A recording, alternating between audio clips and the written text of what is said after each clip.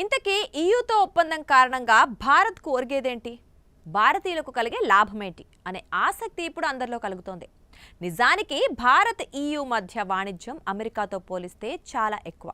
అయినా భారత్కు అమెరికానే అతిపెద్ద వ్యాపార భాగస్వామి. ఈయూలోని 27 దేశాలను వేర్వేరుగా చూస్తే అమెరికాతోనే వాణిజ్యం ఎక్కువగా ఉంటుంది.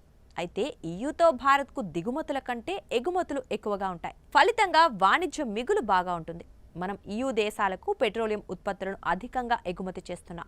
విమానాల్లో ఉపయోగించే ఏవియేషన్ ఇంధనం ఇందులో ముఖ్యమైనది. అదేవిధంగా స్మార్ట్ ఫోన్ల ఎగుమతి రెండో స్థానంలో ఉంది. వస్త్రాలు, యంత్రాలు ఆ తర్వాతి స్థానాల్లో ఉన్నాయి. వీటితో పాటు సేంద్రియ రసాయనాలు, ఇనుము, ఆభరణాలు, ఔషధ ఉత్పత్తులు, ఆటోమొబైల్ భాగాలు, టైర్లు, పాదరక్షలు, కాఫీ వంటివి ఈయూకి ఎగుమతవుతూ ఉంటాయి. ఈయూతో ఒప్పందం కారణంగా భారత వస్త్ర పరిశ్రమకు మేలు జరుగుతుంది. దిగుమతుల్లో ఐరోపా సమాఖ్య దేశాల నుంచి భారత్కు మొబైల్ ఫోన్ విడిభాగాలు, విమానాలు, వైద్య పరికరాలు, ఆభరణాలు, ప్లాస్టిక్, ఎలక్ట్రానిక్ ఉపకరణాలు ఉంటాయి. ఐరోపా దేశాల కార్లకు భారత్లో క్రేజ్ ఉంది. ప్రస్తుతం ఈ కార్లను దిగుమతి చేసుకుంటే 110% వరకు సుంకాలు చెల్లించాల్సిందే. ఈయూతో స్వేచ్ఛాయుత ఒప్పందం అమల్లోకి వస్తే ఈ సుంకాలు 40%కి తగ్గుతాయి. దీంతో ఫోక్స్వాగన్, BMW, మెర్సిడెస్ బెంజ్ వంటి మోడళ్లకు డిమాండ్ పెరిగే అవకాశాలుంటాయి.